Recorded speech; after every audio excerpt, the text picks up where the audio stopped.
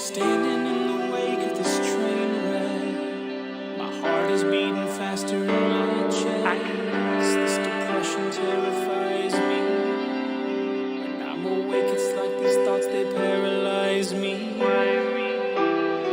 don't wanna feel like this. I don't wanna feel like this. Time stops, weightless and cold. Silence burns like fire while my fears unfold. There's panic.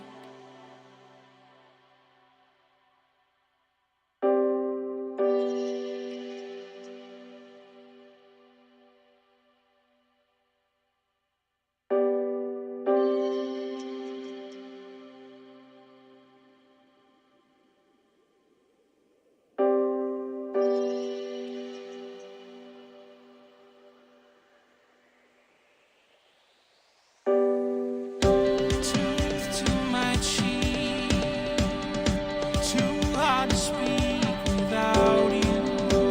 Lungs drained of air, life feels unfair without you. Come back to me, don't leave me to dream about you, dream about you, dream about you. How can I breathe without you?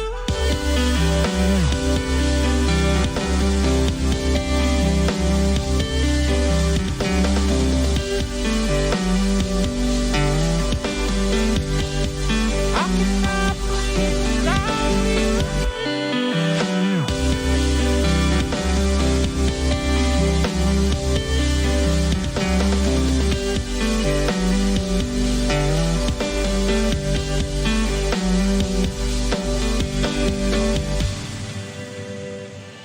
Without you. What is left to say when the sky falls? I'm staring at your ghost in the stars. There's not a day that I don't miss you. The feeling swelling overflow. It's like I see you, hear you. I don't wanna feel like this. Why do I still feel like this? Heart ripped out of my brain. I sit here talking to myself. I think I'm going insane. Tooth to my cheek, too hard to speak without you. Lungs drained of air, life feels unfair without you. Come back to me, don't leave me to dream about you, dream about you, dream about you. How can I breathe without you?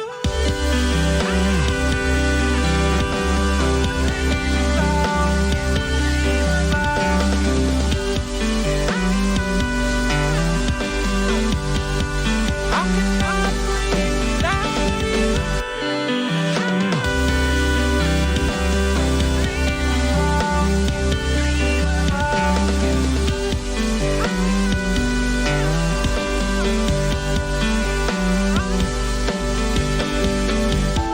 The only way to fix this, the only way to fix this pain inside.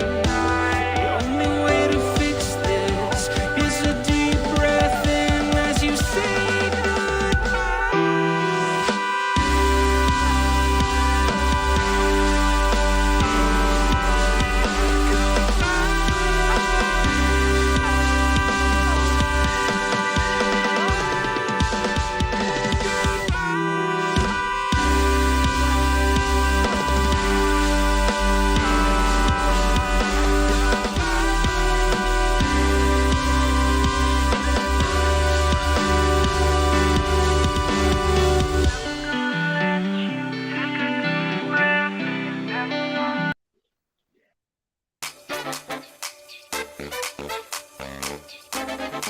I kick ass for the Lord. What about me? I never loved him the way that I love you. Just drops the mic. Bit me with his butt. Can't see it from here. What about the panties? What about the Joe? panty? What's up, Butters? I still laugh. I don't know why. I see you laughing too as it's coming through. Like it makes me laugh every time. But let's go ahead and get everything started. Welcome in 52/1993, the movie podcast where we watch 52 movies from the year 1993 and then talk about them. Doesn't matter if they're good, bad, long, short. It's a good time had by all. And I had a really good time watching this week's movie. So I can't wait to talk about it with you. But also want to introduce my co-host, Joseph here. Joe rocking the stash and glasses. Yeah, This is a new development. I'm liking it. What's going on? How are you doing?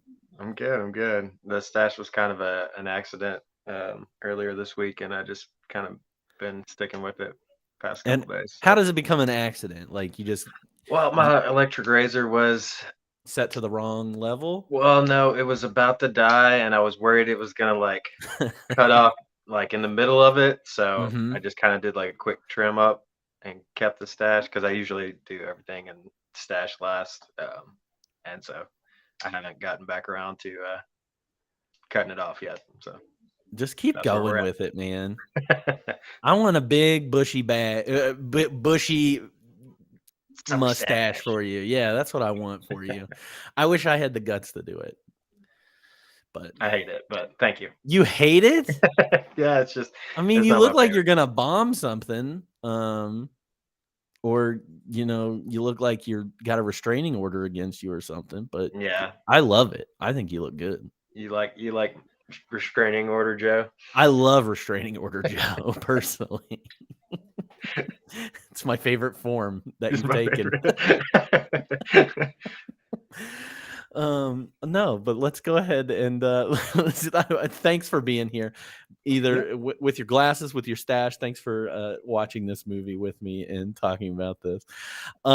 We can go ahead and start talking about this, introduce the movie, and then you and I will have a conversation about it, and it's going to be great. So I can't wait to talk about it. But this week's movie is called Rising Sun. I had never seen this movie before. Have you ever seen this movie before? Never before. Yeah, I Had did you? read the book a long time ago. Because I was a big Crichton head back in the day, back in like high school and stuff. So, but I didn't remember it enough to like know like the plot very much. So it was still kind of fresh. Yeah, I had never even heard of that. I couldn't have told you what it was about. And then when I saw the cover of it, I was like, I just assumed this was going to be another submarine movie or something like Hunt for Red October or something like that. It just gave me those vibes. But I'll be interested to hear if you remember anything from the book that is different from the movie, because I didn't do any research on that. So I don't know if I don't expect you to have anything, but if you The do, end for sure. okay, great. I want to hear the end. You can spoil it. All these other people can get it spoiled for them as well. So let's talk about this movie. It's called Rising Sun. It came out July 30th of 1993. It was directed by Philip Kaufman, who also directed movies and wrote a lot of movies. He directed The Right Stuff. I believe The Outlaw Josie Wales. He might have written The Outlaw Josie Wales, but also is credited as one of the creators of Indiana Jones. So Raiders of the Lost Ark. His name's on every Indiana Jones movie that you'll ever see. Him and George Lucas came up with the character of Indiana Jones for Raiders of the Lost Ark. And this movie was written by Michael Crichton. And then it was rewritten by Philip Kaufman, and Crichton and Michael Backus, I think, were the original writers on this. And then Philip Kaufman came in, changed a bunch of stuff, and pissed off Michael Crichton, who I just don't get why he was mad, but whatever. I mean, I get it seems like he's racist, but we could get into it a little bit. Doesn't it? It does a little bit seem racist, just a little bit. This cast has Sean Connery as Captain John Connor, Wesley Snipes as Lieutenant Webb Smith, Harvey Keitel as Lieutenant Tom Graham, Cary Hiroyuki Tagawa plays Eddie Sakamura, Mako, plays Mr. Yoshida. Tia Carrera plays Jingo Asakuma. Ray Wise plays Senator John Morton. Steve Buscemi's in here. I just want to give him a shout out for playing the Weasel. He has like 2 lines in this movie. Right. There's a couple other people like Ted from Scrubs is in here as just a rando. There's a couple other people that are in here. I just didn't list them. Those were the important ones, but let's go through the synopsis. When a prostitute is found dead in a Los Angeles skyscraper occupied by a large Japanese corporation, detectives John Connor and Webb Smith are called in to investigate. Although Connor has previous experience working in Japan, cultural differences make their progress difficult until a security disc showing the murder turns up. Close scrutiny proves the disc has been doctored, and the detectives realize they're dealing with a cover-up as well. This movie had a budget of $40 million, and it came in with a box office return of $107.2 million. It was definitely a success. I think I looked it up yesterday, and they're like 13th or 14th of this year on the rankings for box office return. So this one did pretty well. Even though the reviews were not great for this movie, it has a 33% on Rotten Tomatoes and a 6.2 out of 10 on IMDb. And Roger Ebert didn't like this movie too much. He gave it a 2 out of 4 stars. He said the end of the movie adds so many variants and surprises that the plot loses any degree of credibility and is revealed as essentially just an excuse for the thriller set pieces. Even then it fails because the alert viewer can easily determine the identity of the real killer by using my law of economy of characters, which teaches us that since movie budgets cannot afford unnecessary salaries, any apparently unnecessary or extraneous major character is undoubtedly the villain. That was a long one from him.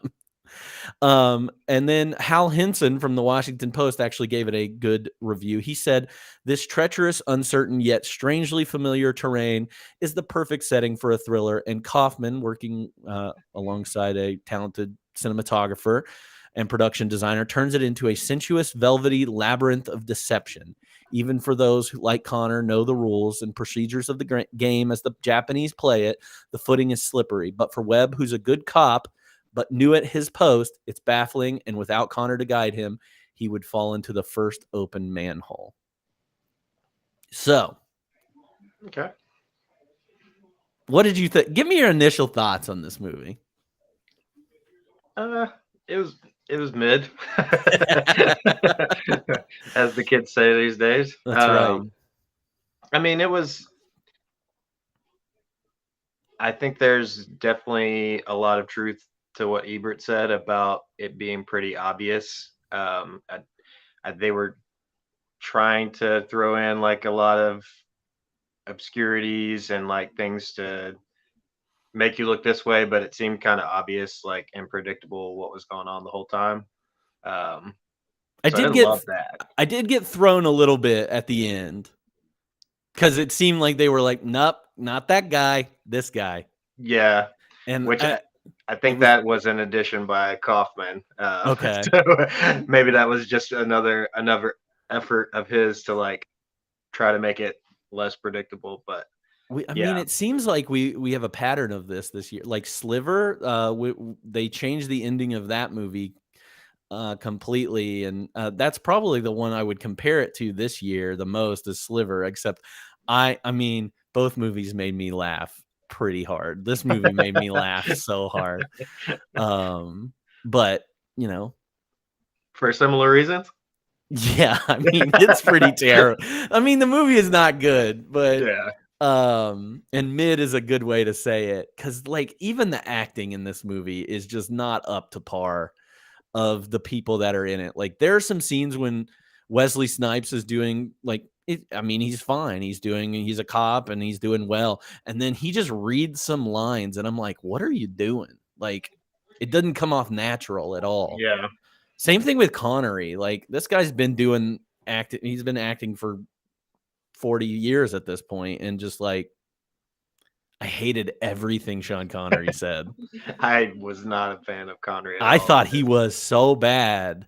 It was like they tried to like plug in like his 007-ness. and Yeah. it was just like it didn't work. It did not work. Which There's is one. weird because I read that Crichton like had him in mind when he Yes. was writing it. That is one So, of the fun facts that I have, is that Mhm. Michael Crichton wrote this with Connery in mind. And that's just weird to me. Like, yeah. you're putting this old man who knows Japanese culture, who's Scottish and is an American cop. Like, it's It's a so weird. It is Yeah. so weird. Scotland backyard, as they say at one point. But yeah, like the acting, like Tia Carrera in this movie is even like, she's just not. I mean, nobody's good in this movie. Was in she my opinion. the video? She's lady? Jingo. Yeah. Okay, Jingo. Okay, just making Yeah, sure. I was she's Jingo thinking with right the person. the bum arm. That Yeah. that when I was talking to Spencer, he didn't catch that, like, she had a disability. And I was like, they focused on her arm for 30 seconds. There was an entire shot in the movie where they're just looking at her arm Yeah. that is supposed to be not functioning or whatever. He probably had tuned out for that 30 seconds. He probably did. He was probably working on something. I don't know. All right, let's just jump right in. Seeing that we're both kind of, mid on this movie. I think I probably liked it better than you, but maybe Probably. not. I gave it I bumped it up a little bit just because I laughed so hard at some spots. What are the best scenes you think that come from this movie that really shine to you? Gotcha. I think the first one was kind of like the party, like at the tower. It's kind of like the first like real scene where we, get the actual murder and we actually see like a lot of it happen. But of course you don't see who it is, and that's to be revealed later. But there's also like this corporate party happening downstairs. Kind of has like a weird like vibe because they're trying to sell this company and everyone's like trying to be happy, but the negotiations aren't like done yet, so people seem kind of like fakey at the party, in my opinion. Yeah. Oh, absolutely. Can you tell me what the deal is that they're trying to sell? Wait, like what the sale is? Like yeah, the what is company? the sale? Yeah, what is It's the some company? computer chip company called Okay. Microcon. Is it like a semiconductor thing? I think so. Okay, I had no idea. Yeah, I I think like- they I said watched at the some whole- point it has to do with computer chips. I watched the whole thing, and I even watched like clips again, and I was like, I don't know what this movie, like, why are these people upset about all this at all? But yeah, that's kind of your first scene leads into my first scene, which I put as like the initial investigation of the murder. So that murder takes place, and it's a very sultry murder, I think. Mhm. This is our first glimpse of this lady who's getting, put on a table and choked for some erotic asphyxiation, or as they call it, gaspers. She's a gasper. She's a gasper, which I don't Oh. think is the correct term for or have in 1993 maybe it was the correct term, but I this was a very sultry murder. Yes, somebody in the chat said that. Yeah, it was a sultry because you find out later more stuff. But yeah, gasper is what somebody who likes to be choked during sex is called, according to Apparently. these cops. According to these cops, according to Harvey Keitel, gasper is what it is. And then we also get for some reason, again, this was kind of confusing and not really clear. Wesley Snipes gets the call. He's on the investigation. And then he has to meet up with Connor at some point. Yeah. And I don't know how he gets connected with Connor. Connor is like, oh, I guess because Connor's like a Japanese liaison police officer, like that is a thing. I don't know if that's a real position in the LAPD, but yeah, he's like a Japanese liaison. He knows a lot about the culture, and then he meets up with Connor, and this is the first time that we get, and it's somewhere in here, the Kohai senpai relationship between them, which is very interesting too. Yeah. We get that. The Kohai senpai is the real big thing here, and the relationship that they have together. Which is whatever. I don't even know. But like this Kohai senpai thing. Senpai is like master. Kohai is he explains to him as the one that's learning or whatever. So Wesley Snipes is the Kohai, and they call each other that throughout the rest of the movie. And notice me, senpai, is what I say. He did make some comments about being like a slave master too along the way too. Yes, that's one of my making fun of that relationship. that's one of my quotes that I have. What's the next scene that you have? After that, well, I guess this is kind of connected with yours, like part of the investigation. Like, I put like them getting into the security room as like, I guess I don't know if that's different from investigating or what. No, I think that's all included in there. But yeah, let's talk about it. We learn a lot in that like, first of all, there's some head of security that was around and is no longer around, kind of like missing. And then there's a tape that is also missing, or not necessarily missing, but it's a different tape than what it's supposed to be. Yeah, it's been tampered with. Yeah. Yeah. So we kind of learned that like there's some foul play, which obviously is implied already, but it gets definitive in this moment. And now we have to figure out how to navigate through that. So I really like the guy that was like the security officer. The security officer. Yeah. He says something during the scene. He says something about lawyers and it's better fucking a lawyer than getting fucked by the lawyer or something like that. Because there's this random girl at the party, and the security guard says something about like how hot she is, and Wesley Snipes says, "Yeah, that's my wife. She's a lawyer." Like that never comes back around, right? Again. Like, yeah, and I think that was like a pretty well-known actress. Maybe I thought I recognized her face. But yeah, that was it for her. So yeah, she doesn't show up on screen ever again. So that was a good good little section there. But that I don't know, the guy who was the security guard, I've seen him in something else. I can't remember any of the movies off the top of my head that he's been in, but that scene was pretty good at with, I guess, establishing like that this guy is he's like, don't ask me too many questions. This is a good job for me. Like, just let me be, man. And they also had like a little camera in like the vent that was watching the security room. Oh yeah, so it was wild. Like, there's another layer of like, just something weird going on. Yeah. All right. What's the next one you have after this? After that, the raid. Okay, good. At Eddie's place. Good. I want to go on this scene because this might be my favorite scene in the entire movie. I think so too. I was explaining this scene to Alyssa last night as how ridiculous it is. So, you go ahead and tell me. Give me your thoughts on this. Well, I mean, when they show up, it's a winning scene straight off the bat because just open windows to the world. Eddie is just eating sushi off of this naked woman.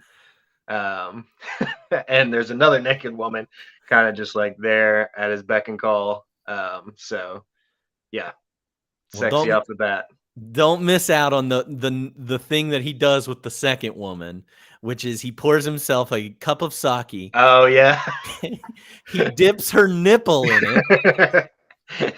And then sucks on their nipple, or doesn't even suck. Like, just there's too much tongue that's on screen on there. And then does he even take the sake shot after that? I don't think so, because I think that's when they bust in. Yeah. And the SWAT team, like an entire SWAT team, bust in and they try and catch this guy who they think is the murderer of the prostitute from earlier, because they had like a relationship, but they had established earlier that he was in a relationship with this woman and that he definitely did it because he was on the camera as doing it. Like Yeah. they see his face on the footage. But Sean Connery doesn't believe that. He says it looks, weird. Sus. Definitely sus, as the kids would say. But that, not only that, the cops break in. They use a real SWAT team to do this. A real SWAT team busts in, and glasses everywhere.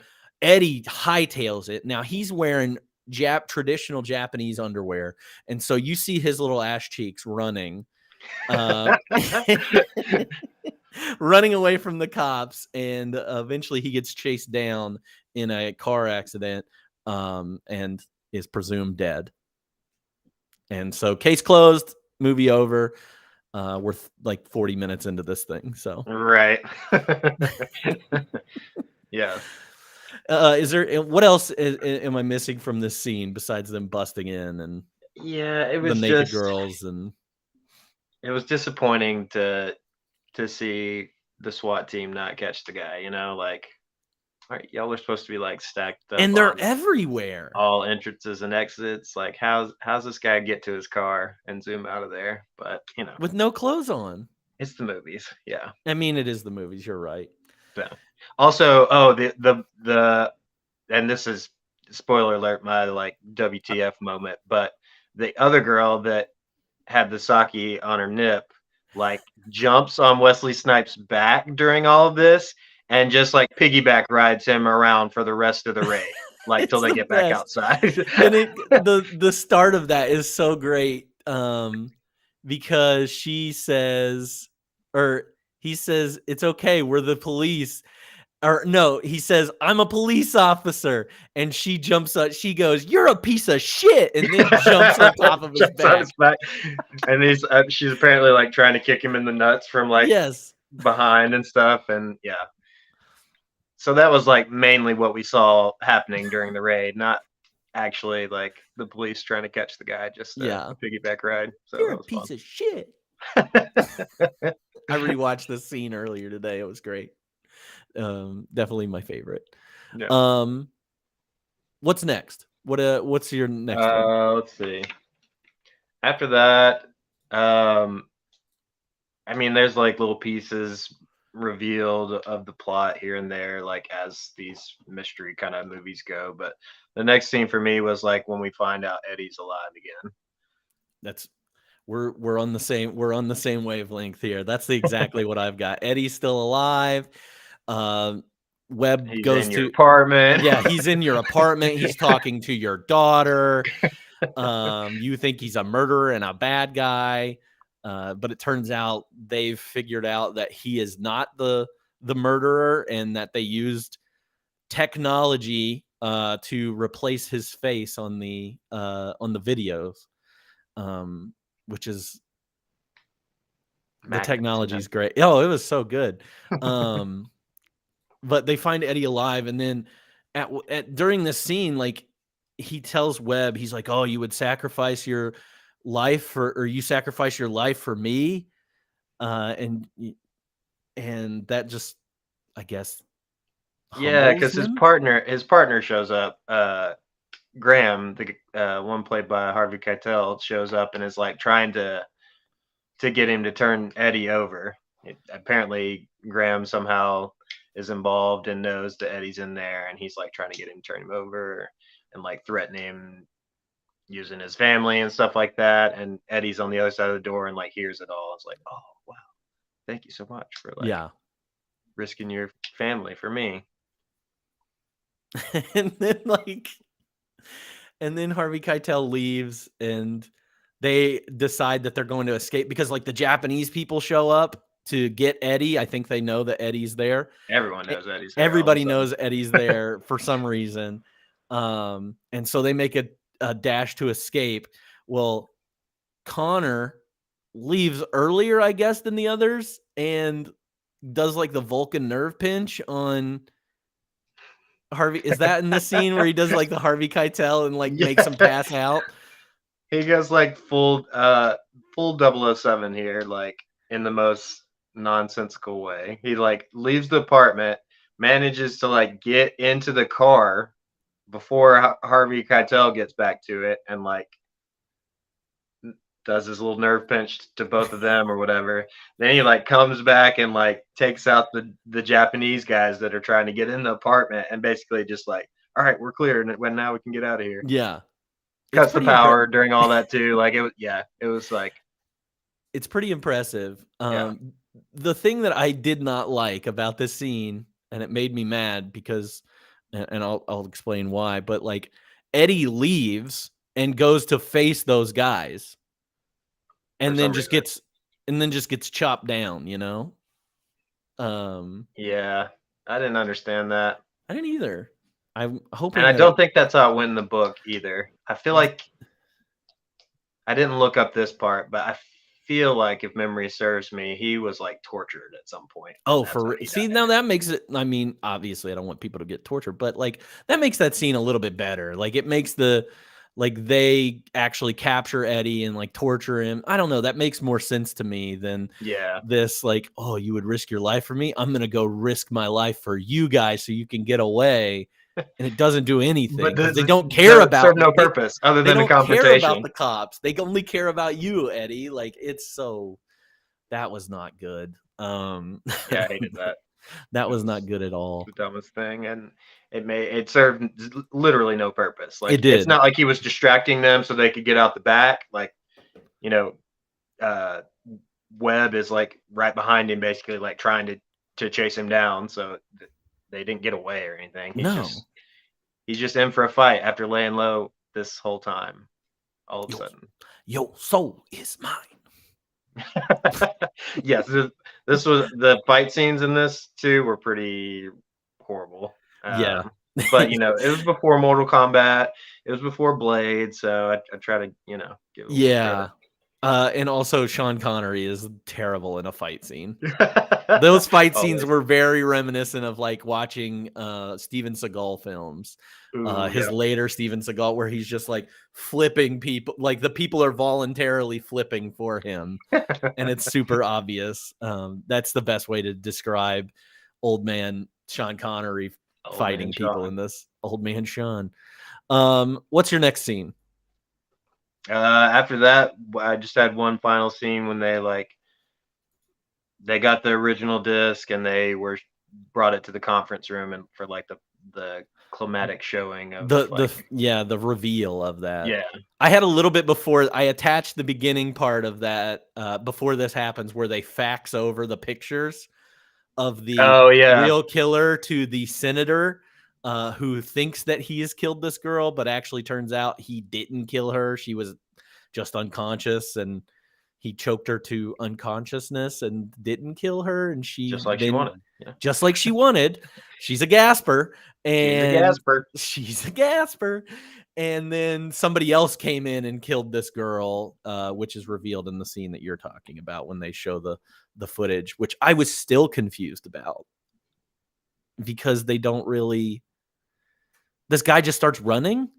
Like they don't show you the face. Like, is somebody's face revealed? Did I miss something? No, there was no like video evidence of who it was, but the guy that gave the Ishihira, the like second in command or whatever, that gave them the doctored disc originally was like,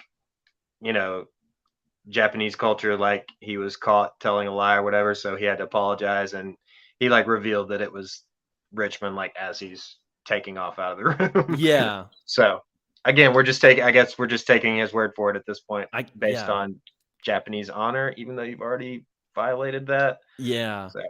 And so it turned out it was this white guy this entire time. Of course. That has been trying to broker this deal between the Japanese and the Americans for this. And like I said, there's a senator involved, except not anymore because he killed himself as soon as after the faxes. Yeah.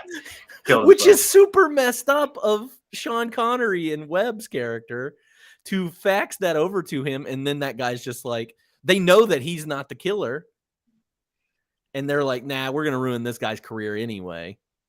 And so they fax it over, and that guy just kills himself off screen. But I don't know if were they hoping for that, or were they just wanting like leverage? You think? I don't know. It's unclear. They just wanted to stir the grass.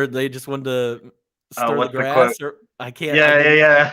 I love that quote that they keep saying. I wrote it down. Stir the grass so the snakes come out, or something. We're beating the grass to startle the snakes. That's right. Beat the grass to startle the snake. That's what they're doing, man. They just want to get everybody on edge so they can find the real killer.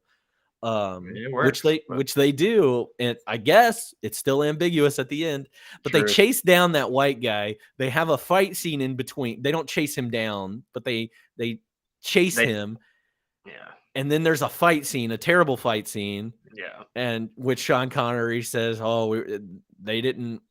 we weren't supposed to." I can't even remember now, but he's like, they were only meant to delay us or whatever. Yeah. So that Eddie's former friends get their revenge and throw this white dude into this vat of cement, who is not sunk into the cement yet. And they're just staring at him from above for like a good minute. Not even try to save this guy. Can't do anything. Just let him sink in there. It's too dry. It dries too quick. That's what Sean Connery says. They don't even try. Yeah. Which, after like seeing the full ending where there was like more ambiguity about his role in all of this, I kind of just wonder if like that was like his end game was just like, all right, we're just gonna let this fizzle out now. Yeah, is Richmond the actual killer? Who knows? Or is he our new scapegoat and that's it? The fact that this ending of this movie is just like, give it up, like it's over in a sense. Yeah. Like, we're not gonna win this. Like, that makes me mad. Yeah. That's even more ending. So when apparently without like extra weight on your body, that type of cement, like, you don't sink into. Oh, because it's more dense. You would like continue to be above it as it's pouring. So that makes me very angry. Yeah. Especially because they could have saved him. Yeah. Good bad ending. Bad ending. Bad ending.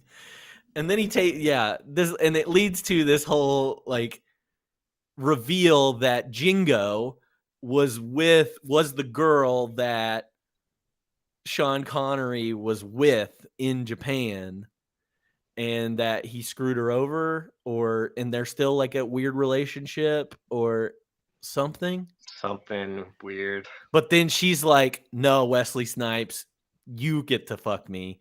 Here's the door open for you to come in. It was weird. Yeah. And then it ends on the what is it? Kohai.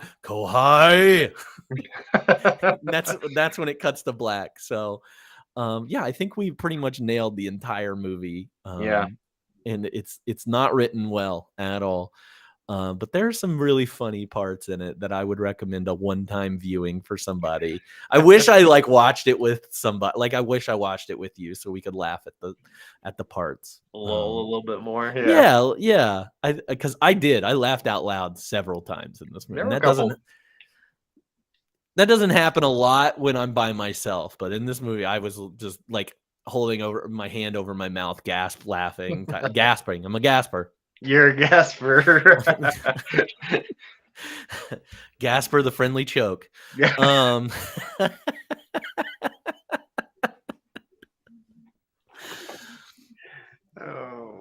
Yeah, that was good. That was good, right? All right, let's go through it. Who is your favorite character or somebody that stole the scene for you? I mean, I think the favorite character was Eddie by far. He was just super wild card energy, super kind of playboy-esque, just didn't really care, and womanizer, doing things. I think I put Eddie as well. I think I liked Eddie because I I'd seen him in Mortal Kombat. He plays Shang Tsung in Mortal Kombat, which is a critical movie for us children of the 90s. And I kind of liked seeing him in this kind of role where he's not necessarily the bad guy, where it is a little bit, you have that ambiguity with him. Yeah. And I was like, man, I feel like we missed out on some good roles from this guy, playing more types of roles like this one. Or maybe I just haven't seen him, but I really I don't know that I've seen him in anything other than Mortal Kombat. But it was perfect for like, with the context of Mortal Kombat, it was perfect for like, oh, of course he's the bad guy. Yeah. Right? Like he's Shang Tsung, like villain. It just makes sense. So it's perfect for that person that they wanted you to think was the bad guy.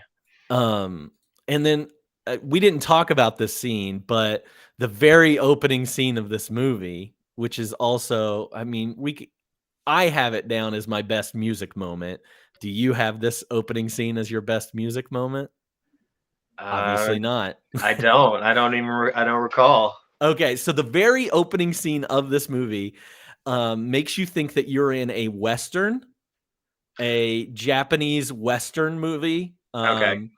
And you find out, like, it's like this weird Western town. At one point, you see a dog with a severed hand in its mouth, and you're like, what movie am I watching? And then it cuts to words on the screen, and this is actually a karaoke bar that I do remember that now. Yeah. That Eddie is at, and he's singing this song, Don't Fence Me In, which is an old Cole Porter song.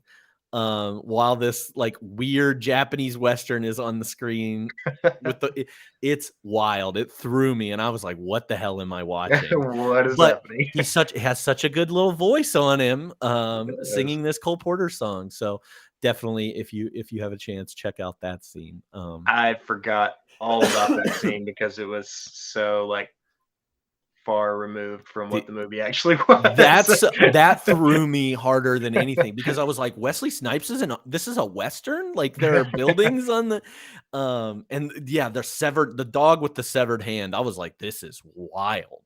We're about to get into some El Mariachi stuff. Right. And I was expecting a completely different movie, but no. It was great. So I really liked Eddie in that part. And he had some other great moments, obviously, but that Playboy Eddie, he's the best. Playboy Eddie. All right. We've already talked about a couple quotes from the movie, but you have any other quotes that you want to mention? Yeah. Let's see.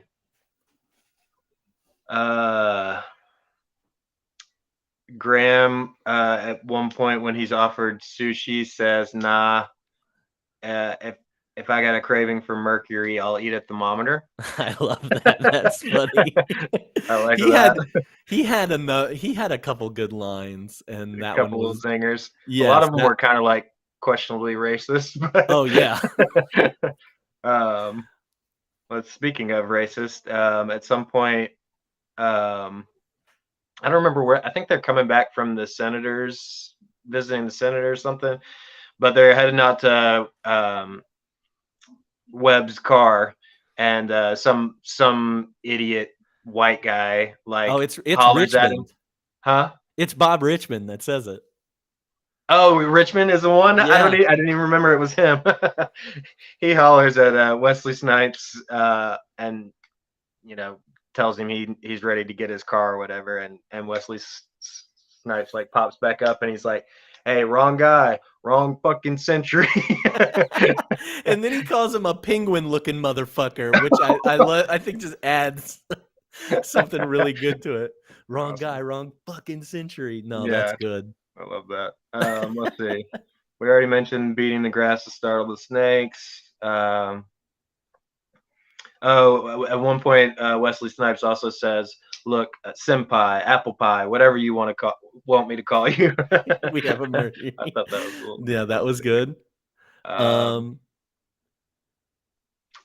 only other two I had were like kind of like inspirational type things. I know one of them's from like Art of War. If you sit by the river long enough, you will see the bodies of your enemies float by. Mm-hmm. I thought that was That's really good. cool. Yeah. And then the other one was hide a sword and a smile. I like those. I have we had a lot of the same ones. There's another one where they show up to the party at Eddie's house. I think it's at Eddie's house. Party and number there's 2. party number 2. And John and Webb are there talking to the bodyguard, and the first bodyguard says, "You should know I'm a black belt." And Connor, who this is the best line I think he has now, he says, "But of course you are, dear." I remember that. Yeah. Which is I think a callback to to Goldfinger, I think, where one of the Bond girls says something and he says, "But of course you are, dear." So I think that's a callback. The only other one that I did not mention, we talked about this earlier, but John Connor says every aspect of your appearance and behavior will reflect on you, the department, and me as your senpai. And Webb Smith says, "My senpai," and John says, "Mm-hmm." And Webb says, "That wouldn't be like massa, would it?" I thought that was pretty funny. And then I had the "I'm a police officer, you're a piece of shit." That was one of them. But the other Graham one that I had listed here was after Eddie dips the nipple in the sake. Tom Graham says, plundering our natural resources. Oh yeah. I meant to write that one down too. I remember Plundering that. our natural resources. That one was so freaking good. Um, Biggest laugh, cry, scare, or thrill? I think, other than like the laughs of the quotes and stuff, it didn't really seem like a high emotion movie to me at all. Yeah. I didn't have like, other than these little zingers that made me laugh, like even like the car chases and the like the fight scenes and the foot chases, like it all just felt like low stakes, like Yes. I wasn't super Every- invested like I normally am with a thriller. So if you had the other no, that's a different thing. So yeah, I didn't really have anything other than just like the zingers. Yes, I agree with you. I think the action in this movie was very subpar. Like Yeah. the chase scenes were subpar or cut too short, or the fight scenes were not good or well choreographed. So yeah, I agree with you on that. The only other thing I said I wanted to put here, and more of like a laugh scene, was when they were hiding in the hood. Oh yeah. Yeah, when they trick the Japanese guys to go into the bad neighborhood, and all of Webb's friends mess with him and like tear up the Japanese car, and then they like hightail it out of there. I thought that was pretty funny. But even before that, when they're trying to convince them to do that, there's some really funny scenes in there where like the guy peels back John or Connor's suit and says Armani, and he's like, mm-hmm, and he's like, Giorgio. Like, I thought that was really funny. I think that actually was like my biggest laugh out loud moment when that happened. Giorgio. No, that was good. So that's the only other thing I had there, but I agree with you completely on this being very low stakes the entire time. So yeah, what do you have as your most ridiculous moment? The raid, like with the two naked women, like mainly between the sushi, the sake, and the piggyback ride, like it was just outrageous. Man, sushi sounds so good.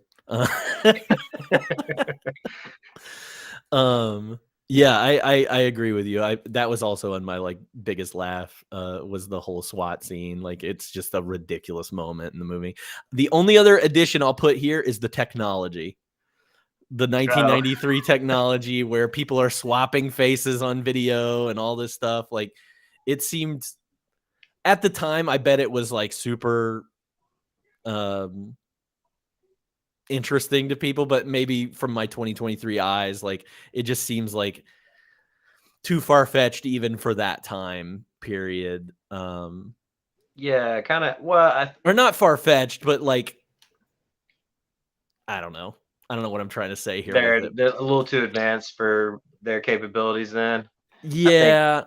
I think that's probably true. That they kind of try to like excuse that by saying there's only like one company in LA that could pull Oh something yeah, off that's like right. this. Like, but even then, like it was like I don't know. It did seem a little cheese. I mean, I have no idea what they could actually do in the 90s, or I'm not even sure when the book was written. It may have It was been written the even year before. okay, so still Yeah. 90s. So yeah. Yeah. Yeah, who knows? I do think Crichton typically is pretty on point with The um science. his science, but you know, I mean, the who Jurassic knows? Park science like makes sense. Yeah. And I know it's not even possible still to this day, but I'm still like, why aren't we finding mosquitoes Where's everywhere? the And amber? yeah, why aren't we going and looking for amber everywhere and trying to replicate these things? Like we should be able to do that, in Because my we saw opinion. how it turned out, you know? Oh yeah, I guess that's Six true. six movies later. You find out that life finds a way, and it's bad to have dinosaurs on the planet. Apparently. Okay, so what is you? Did you have something else for best music moment? I really liked the like authentic like I guess Japanese drum parts that they did. Mm-hmm. Like the first one was like during the party, like where you actually see the guys Oh doing it. yeah, those I were thought that really was cool really cool. scenes. And then during the end credits, they kind of like reprised that same thing, like with no visuals, but it was just kind of like I don't know, I would pretty love to like know cool. how culturally offensive this movie was to Japanese people. Oh, I'm sure it was. Yeah, I read a little bit about like it got pretty big backlash for being like very harsh in their portrayal of Japan and Japanese culture. More so in the book than the movie, but yeah, Okay, see, so but no, that drum scene was pretty it badass. was I won't cool. lie. Yeah, Especially the like super big drums that they hit like one at a time. You know, like makes those me. are always really I want to cool. do that, and when we play Fortnite, they have that emote where you bang on the drums. That's pretty awesome. All right, I am in. I have most dateable or F Mary Kill with 3 characters if you're interested. Let's do it. Um, I I want to talk about Jingo for a second. I always bring up, and Alyssa gets on me because I'm always bringing up these women in these movies and everything as the most dateable. But Jingo is, I just want to talk about her as a character because I think it is ridiculous as well. She says she is part African American, part Japanese. Tia Carrere is neither of those things. She is like, I can't even remember, part Hawaiian and part Chinese, I think, is that, which is not the biggest problem, but the African American part of her is the part I have a problem with because I believe that they intentionally made her hair curlier to make her seem more African American. I don't know if you ever noted, like if you know it's like they crimped her hair really fine to make her seem more African American. I did not like that about that. That's something that I don't think I know her from anything else. I know her best from Wayne's World. She's okay. She's Wayne's girlfriend in Wayne's World. If you haven't seen Wayne's World, you should check it out. It's a great movie. I think I have a long time ago, but Yeah, I watch it. don't Watch it remember tonight. her. Maybe I will. Watch it right now. Watch it right now. Turn this Yeah, off that's and kind go of watch it. that's kind of weird if they did that, but Yeah, it seemed like the weirdest little detail. Like and it's an unnecessary detail, honestly, other than for her to have like some connection to Wesley Snipes' character. yeah, And very forced. yeah, very forced. And why do we need to have this connection with Wesley? I don't know. I didn't like that. But for you, I'm going to give you 3 characters, and I've labeled them as Sushi, Saki, and Gasper.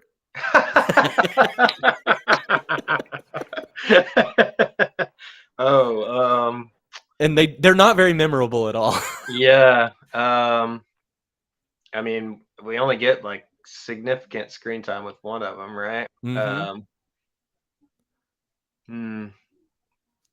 I mean,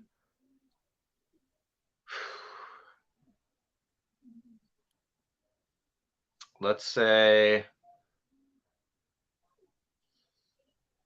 I mean, this is a little on the nose for the movie, but I'm gonna say kill the Gasper. Yes. Um, and then between the other two, um, man, I I don't think I would marry the I guess Saki. Was Yep. Saki piggyback? Saki's piggyback, the Okay, redhead. okay. Yeah, I don't think I would marry her just for her comments that she made like during the raid. Yeah, So yeah, but seems so like a good she would time. be F, and I mean redhead, so that Yeah. tracks. And then marry Sushi, I guess, which And- you know, do love sushi. So You're absolutely correct. That is the correct answer. The only answer. correct. That's the only correct answer. I was thinking about this, and I was like, sushi, because obviously, she has a lot of patience, and if somebody has that kind of patience of having to sit on the floor while somebody eats sushi off of you, she's probably going to be a lot more understanding in a relationship. So that's the that's the basis I gave myself. that went deep. I like that. Yeah. Thank you. I've had a lot of time to think about it. A lot of time. I was really proud. Like as soon as the movie came off, I was like, I know my F, Marry, Kill Got it immediately. Only, This is how only I the naked describe them. ladies. Only I anybody love the that's naked. descriptions. The descriptions are good. Saki, Sushi, and Gasper. I think we probably have the best or the same for this for best performance in the movie. I gave it to Cary Hiroyuki Togawa. I just think he was probably the best actor in the whole thing. Yeah, I do have a weird one thrown in there too. I Give it thought to me. I mentioned it earlier. It's a small role, but I think the security officer Stan Shaw. Okay. Is really awesome in the probably 3 minutes of screen time that he has. So I feel like that guy's always sweaty in every movie he's in. he was very very good at being like nervous, trying to not get in trouble. I couldn't place him in anything else, but yeah. He's in Jeepers Creepers. Man, I haven't seen that. The original Jeepers Creepers. The original Jeepers Creepers. Yeah, I haven't seen that. I'm trying to picture him from something else. He was definitely sweaty in some other movie that I've seen. Oh, he's sweaty in Fried Green Tomatoes. I've seen that. He's definitely sweaty in that movie. Definitely sweaty. Maybe that's what caught me is that he was just good just at looking like nervous and on edge. I don't know. It jumped out at me. He's a sweaty dude. He's in a lot of the Jeepers Creepers, or maybe he's in Jeepers Creepers. Oh, he's only in Jeepers Creepers 3. I lied to you. Wow. I'm sorry. He's in House Guest, which is Spencer's favorite movie of all time. Of all time? I mean, it's up there. I'm sure he would be honest and tell you that was probably one of his favorite movies of all time. So he probably agrees. Oh yeah, I think he probably does. Yeah. Performance. I also wish we would have gotten more of Mock. Well, yes, anything with Buscemi. He was non-role in this movie. Right. But Mako, Mr. Yoshida. Oh, Yoshida, I wish we got a little bit more than of him. He's actually, I think he won an Academy Award. I don't remember for what movie. It might have been Last Emperor, but yeah, that guy is a well-respected actor, and I feel like we didn't get enough of him. But yeah. Not too much. I thought Keitel was pretty good too. Like, oh yeah, he had a smaller role too. Role too. Yeah, it was really weird, but he had the best lines. He got all the laughs and stuff. So, all right. What did you recast this at all? I tried to do somebody. I tried to find somebody to swap out for Connery. I really did because I don't like him very much. I thought he sucked in this. Yeah. I struggled to like find somebody that I felt like was kind of, because I know they're trying to do like a old school kind of classy professional who's like kind of in between both worlds, like a good like liaison. Maybe the only name I could really come up with as a potential was Donald Sutherland. Okay, I like that. Donald Sutherland, that would be cool. He's probably a little bit younger.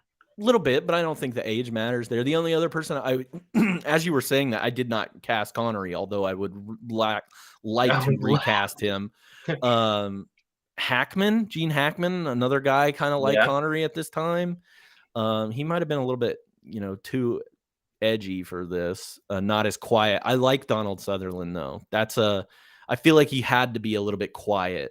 Yeah, And a little more reserved reserved Hackman kind of flies off the handle a little bit. So usually. no, I like that Donald Sutherland. That's really good. But that's the only person I had for 93 recast. I thought Wesley was good. Like, he wasn't outstanding, but he was fine with what the movie was. Yeah. Did you try 2023? 2023. So recasting for Webb, I don't know why, but like this just seems so perfect for me. And I'm gonna say the name wrong, but Yahya Abdul Mateen II. Oh, okay. From the Candyman remake, Aquaman. I don't know. He just seemed like he would really fit into that role well. It's kind of like the underling, but still, gonna make sure things are happening and kind of speak his mind along the way. So yeah, that's good. I feel like that goes along with kind of what I picked Lakeith Stanfield just because I love Lakeith Stanfield. You love Lakeith, yeah. I love me some Lakeith, but yeah, I like yours too, a lot. I forgot all about him actually. No, yours is really like good. The Candyman remake. I know it didn't get great reviews and mixed feelings about it out there, but I think he did a really good job. He was also in a episode of Black Mirror that he was really good. Okay. He was in the he's Morpheus in the new Matrix movie. Oh yeah, I forgot about that. Yeah. So the new Morpheus. He's the new Morpheus. Yeah.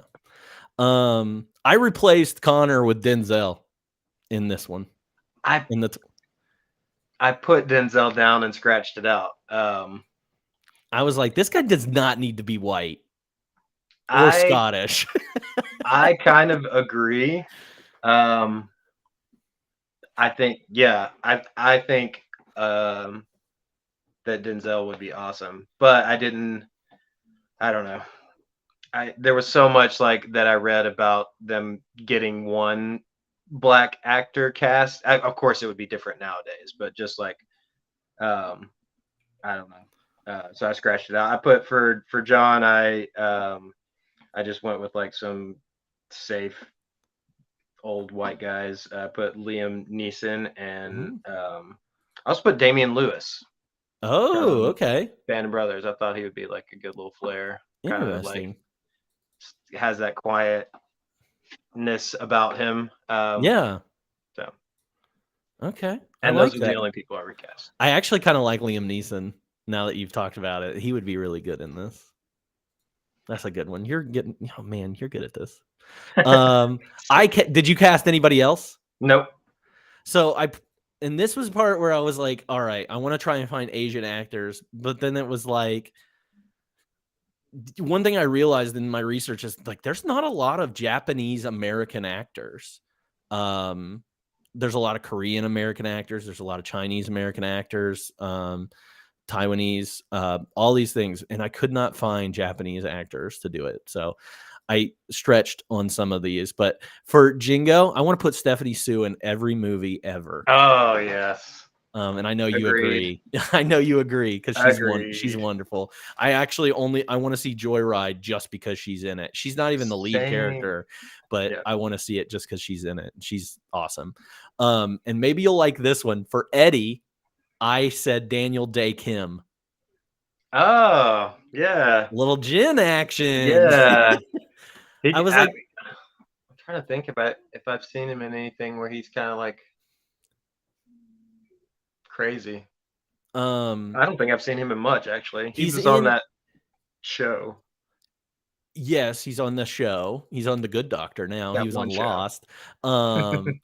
He is in Always Be My Maybe, that Netflix movie with Ali Wong, and she plays her ex-boyfriend at one point, and he's kind of like think I saw it. a What? suave person in that, and that gave me like those Playboy feelings Nice. of what Eddie was like. So I was like, Daniel Day Kim, and he's super good looking, like, He is, and yeah. he's a little bit older. He's like in his 50s now, but yeah, That's a good one. I like that one a lot. yeah. So it was, yeah, it's really hard to find. I guess they don't have to be Asian American actors, but obviously for like some of the roles, I just don't know a ton of them, and Yeah. so I went for that. So I don't know. know. I started to try to go down that trail, and I was like, I don't know anybody, so I just gave up immediately. I'm glad you came up with some though. Yeah, I'll mention Stephanie Sue all day. She's wonderful. Yeah. You Fun facts about this movie. You have any fun facts that we didn't already touch on? Let's see. I think the only thing that we haven't touched on, you said real glass, real SWAT for the raid scene. Oh, I read that apparently, like in the Senpai Kohai, that apparently Kohai is kind of derogatory. Yeah, it's like which an he calls insult. him like the entire movie. Oh, So, hi. I don't know if that was like overlooked or subtly intentional or Mhm. what, but Yep, that was the the, only thing. that was the only other thing I had written down too, because we went over everything else in there. But yeah, Kohai is definitely an insult. And then I found what is said. It's in Diamonds Are Forever. James Bond talks to the Bond girl. It's Plenty O'Toole. Plenty O'Toole is her name, and she says, "Hi, I'm Plenty." And James Bond says, "But of course you are." And he says the same thing to the guy after. Nice. But of course you are, Of dear. course you are. All right. So, did you have anything written down for the? If you can't, if you can't say anything nice about a movie, what's the best thing that you can say about it? For this one, I didn't have anything written down for that. I would probably lean towards it being like on the badder end. So trying to say something nice. It didn't feel too long. That's true. For It was me. very 2 hours. It is a Yeah. very 2-hour movie. I feel like a lot of times, especially when a movie, the plot seems a little thin and predictable, like it can feel like it's dragging. Yeah. But I didn't get that feeling here, which is surprising because No. I didn't enjoy it very much. But Yeah, it is pretty nice. I think the good parts are those little one-liners. Those were. I'd like to know who wrote those, Crichton or Kaufman, for some of those one-liners. I probably wasn't Crichton. I don't think No, comedy is usually he his kind of thing. It kind of bums me out that he was racist about Wesley Snipes getting cast in this. We don't have to talk He about just that. he just really wanted a white That's why guy, I I said guess. that former Crichton head. Former Crichton yes. head. I don't know how racist he is, but he's a little racist. But he came across pretty Yeah. strongly in that way. That to comes leave a off bad. project. If you could pair this movie with another movie for a double feature, what would you choose? So I don't love my picks here, but I will explain.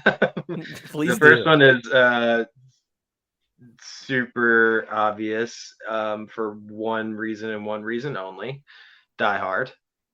Okay. I thought it was going to be something else. I was going to be really excited.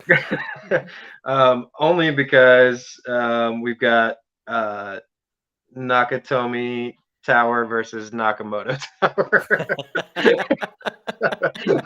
So I like there the you go. competing Japanese towers. I love Yeah, that. the competing towers. And then the other one I said, which is just kind of in a similar vein of like, there's a problem, fix it. We kind of have to tread lightly along the way, but a much better movie. Michael Clayton. I almost put Michael Clayton. Oh my God. I was like, no. It had I like some similar feels in a Yes. much stronger and actual thriller way. So Michael Clayton is amazing. And this is a call to arms for everybody that's still watching. Michael Clayton, go watch Michael Clayton. It's so good. after you watch Wayne's World. After you watch Wayne's World, and you'll get it. But yes, I almost put Michael Clayton. Oh my gosh. Very excited about that. But I put as an obvious one, I put Rush Hour.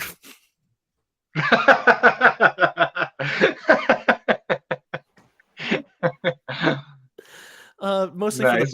for the buddy copness and like the opposing cultures. Yeah. I thought that was something there. And Yep. then my more serious one to go along with your like Michael Clayton and this kind of mystery noir film, murder on a videotape that they're trying to get a hold of. And this is a recent watch for me, and I think I probably told you about it whenever I watched it for the first time. Is Strange Days, which is a Catherine Bigelow movie, and it stars Ray Fiennes and gosh, what is her name from Black Panther that was just nominated? Why am I blanking on this? Angela Bassett. Angela Bassett. It's futuristic, and there's like the murder of a woman in there, and it gets captured on, and they're trying to track down this video, and it takes place on January 31st of, I forget what year it is. It might be 1999. So it's not like too distant future, but gives you that very Blade Runner-esque kind of thing, but pairs definitely more with this movie than I thought it would, but definitely go see Strange Days. Strange Days is great, and would very much recommend. So those are mine. Those are mine. I haven't If you seen Strange Days, so I'm gonna you add should that to my you should list. check that one out. Rewatchability rating. Are you going to watch this movie again? I don't think so. Probably Yeah. never. I did give it a 1.5 instead of a 1. I'm not really sure why I did that. I don't think it's like at the lowest of the low. But I'm not sure where that half star. I can't justify the half star. It was just kind of a gut thing. I get it. I gave it a 2. A 2? And really all of these stars are bumped up from their truth. Like I think I gave a full star bump to all these things just because of the funniness or the humor of If it wasn't the for scenes. that comedy. If this wasn't funny to me, I'm not watching it. So Yeah. yeah, I gave it a 2. My overall star rating was a 3. Again, I gave it a full star bump because of how funny it was. Nice. My overall was a 2 at 2.5. So Nice. So we're very close. we're close. Like you said, I didn't like it quite as much. That's okay. That is quite all right. Well, that's it for this movie, unless we have anything else to add to this. But thank you again for joining me this week and watching this movie with me. And want to end on some recommendations of something that you've recently watched. Have you watched anything good? Could be a sunset, could be a television show, could be, Sunset. Wow. Yeah. I didn't know we could do those. Yeah, man. No, I never look at sunsets. So I only stare directly at the sun. I did see a movie in the theater that was quite good, in my opinion, that we have not discussed yet. And that movie is called Asteroid City. Okay. I am looking forward to talking about that with you because Yes. I'm still thinking about it. Still thinking about it? Okay. Yeah. That's fair. There were definitely some moments where it was question mark for me, but after reflecting on it, I really liked it. So do you think it is one of his funnier ones? Like when I said that, Yes. like, okay. Yes, 100%. Lot of laugh out loud moments. And I think I liked it conceptually better than some of his others. I think it was a little tighter. Yeah. Conceptually. So You watch anything else? would definitely recommend. Let's see. We finished the first season of White Lotus recently, which was very good. It's kind of one of those like sweet spots of drama where it was more like mystery because no spoilers or anything, but in the opening scene of the first episode, like that someone has died during this season. So it's kind of like leading up to that, and like all these characters are hitting like their different like boiling points. The music is really unsettling. awesome in a very off-putting way. on the Yes, show. it is Like, it's very unsettling. loud and abrasive, but it works with the show. Um, so yeah, it was very good, and excited to hop into the second season of that. Yeah, I'm still in the middle of the second season, so it's a slow burn, but it's still good. It's just hard to be like, I have to see the next episode of this show. Like, they really don't pull you into that next episode as much as some other shows do. Yes, that's how I always felt about Mad Men, which Yeah, kind of similar, like drama, just like it's all about the characters, not necessarily like a whole bunch of things happening, but really liked it. So yeah, and it is beautifully shot, as Alyssa in chat said. Like, yeah, those show, like, it's beautiful to look at. Like, one, it's in Hawaii, and then but like whatever cinematography they're using, or whoever they're using for cinematography, is doing a really great job there. So yeah. I agree there. Anything else that you've been watching? I'm sure there's more that because since the last time I was on, like nothing's like jumping to the front of my mind that I would like super recommend though. Yeah, I've seen some like average and some duds at the theater, but definitely would recommend Asteroid City. cool. All Not so right. much The Flash. Not so much The Flash. I've seen 3 movies recently since the last time I've been on here. 2 in theaters. I did a double feature yesterday where I watched Mission Impossible: Dead Reckoning and Indiana Jones and the Dial of Destiny, which I liked Wow. better than Mission Impossible. No way. Yeah, I loved. That's surprising. I think I really liked Indiana Jones more than it's getting credit for. I feel like this is what it Bill should have. Cumber. Like, I kind of wish that they would have done this tone with the last one, the Crystal Skull. And I haven't seen Crystal Skull since it's come out, or since like maybe a couple, like definitely 10 years ago at the earliest is the latest I've seen, or whatever. But I think this one does it a way better job, and is a fitting end to Indiana Jones. Is it the official end? It has to be. That guy's 80 Okay. years old. There's no way. Well, you know. Unless they continue it with, some of the things that happen in there, but I don't think Harrison Ford is going to be in any more Indiana Joneses, personally. Mission Impossible was good, and there's some really good action set pieces in there that are really enjoyable. It's funny because after I watched both of those, they're very similar in some of their action set pieces. Like, there's a train scene, there's a real small car being chased around these cities and stuff. So they were really comparable in those. And I can tell you that I enjoyed both. Tom Cruise is getting old though, and I can tell. Can he still run? He runs a lot in this movie. So Good for him. he can still, I mean, for 61 years old, I think is how old he is. Like, dude's fit and is crazy. Not only with his beliefs and everything, but like crazy to just attempt half of any of the stuff in these movies. So good on him. It's a spectacle to watch that alone. So that's really good.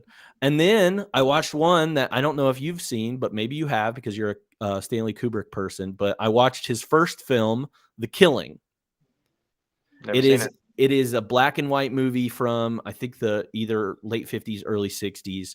And it's all about like this heist. And it is the first time, I think, I mean, that I've seen anyway, where the story is kind of told out of order and from different perspectives. So it was very like Tarantino 50 years before Tarantino was doing his thing, or De Palma was doing their thing. So it was really good. A very tight script. There is a narration over top of it I hate. I was about to say. And wish they would have taken out. And Bummer. Kubrick was pissed off about the narration being added to the film. So it wasn't his idea. It wasn't his idea at all. He hated it and did not want it on there. So I recommend that one. I was genuinely surprised by that one. So, but it was a very tight script in the same like crime caper heist kind of thing. I kind of wish the ending was a little bit different and the narration was off, but other than that, excellent movie. So, but that's Right up it. my That's alley. all I've got. Yeah, I think you would really like it. So, thank you again, Joseph, for joining us this week and talking about this ridiculous movie with me.